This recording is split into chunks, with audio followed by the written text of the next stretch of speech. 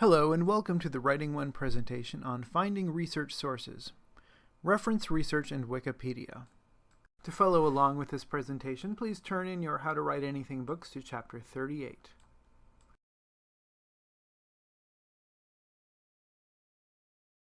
So how should we use these reference resources?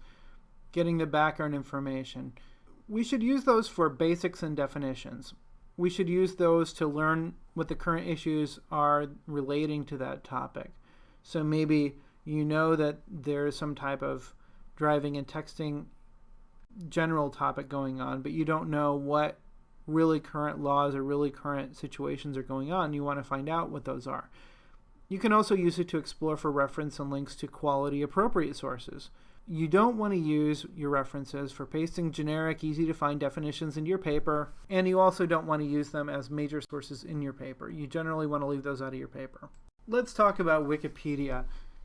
Many of us have had professors or school teachers that tell us don't even go anywhere near Wikipedia, and that's usually a pretty good rule of thumb for dealing with Wikipedia, but we're in college now. We can take a little bit more sophisticated, nuanced approach, and most of us want to know why rules are in place or why we should or should not use something. So let's get into that with Wikipedia.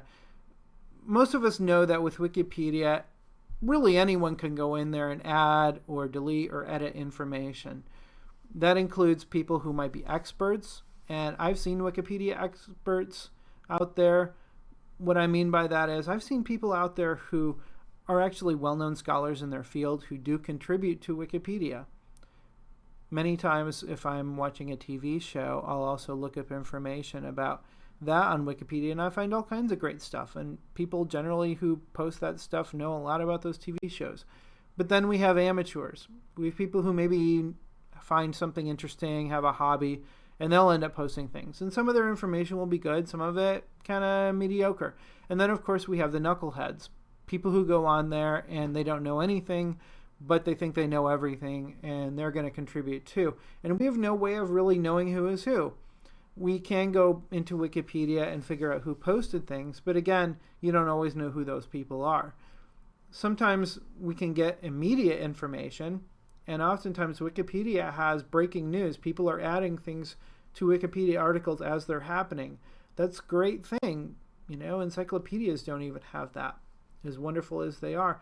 But oftentimes, because breaking news is not always accurate, oftentimes the information in Wikipedia is not accurate. And that's happened a number of times to students who I've worked with, that they go in and they get information from Wikipedia and they're proud of themselves for finding information, but it's not accurate at all.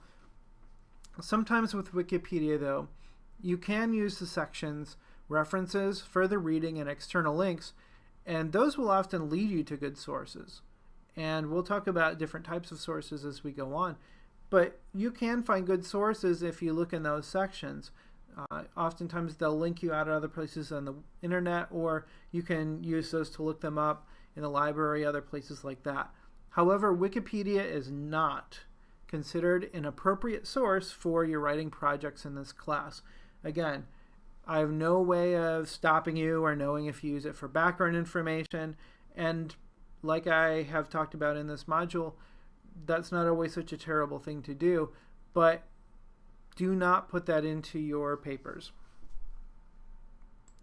Wikipedia is an example of a reference work, and the founders of Wikipedia even said that that was their main goal, is to make it like a living, breathing encyclopedia, not something for use for really heavy research. I'm sure most of you realize that Wikipedia is very, very popular, and many students use it even when professors tell them not to. So in every class, I like to take just a couple of minutes to explain how to use it properly if you're going to use it for research. Number one, it should not be a major source that you use. In fact, I really should not be seeing Wikipedia pop up in your works cited pages, or if you're doing an APA format, your references page. That doesn't mean you plagiarize and not mention it at all, even if you do get a lot of your content. And we use Turnitin, and believe me, anytime you use Wikipedia, if you're copying content, even just a sentence or so, it'll show up in Turnitin. Since Wikipedia gets so much use, However, I like to take some time to talk about how to use it responsibly. The example we'll use is a search on developmental disabilities. Again, maybe for your paper, you're talking about needs for people with developmental disabilities who live in Marshall County. And you might be trying to come up with an idea, okay, I want to do my research paper about this developmental disabilities, and I'm going to focus on Marshall County, but I don't really know where to go from here or what to focus on or even really much about what that means. If that's the case, then Wikipedia might be a good place to start at least looking for some resources. Again, Wikipedia should not be a major resource for you, but it's a way of leading you to better sources and more credible sources. Looking at the screen in front of you, you'll see part of a screenshot from an article about developmental disabilities. I took the screenshot quite some time ago, so it may not be exactly as you would find it today. That's one of the other weaknesses of Wikipedia. But you can see there in the general article, you can see there's some interesting, good basic information, and next to certain parts of the information, at the end of the sentence or even after a word, you'll see these little numbers. If you click on those in an actual Wikipedia page, those little numbers will actually take you to references down at the bottom of the Wikipedia page. And those references are actually the gold mine. Those are what you really want to be looking for if you're ever going to use Wikipedia, other than to get some basic understanding or basic definition of something just for your own mind, or to look for terms that get used a lot in that field. That's another great use of it. The most important use of Wikipedia is finding those other sources down in those references. Sometimes you'll see a section that says further reading as well. And down there, you'll find some really good, credible sources. Sometimes you'll find some academic or scholarly journals referenced.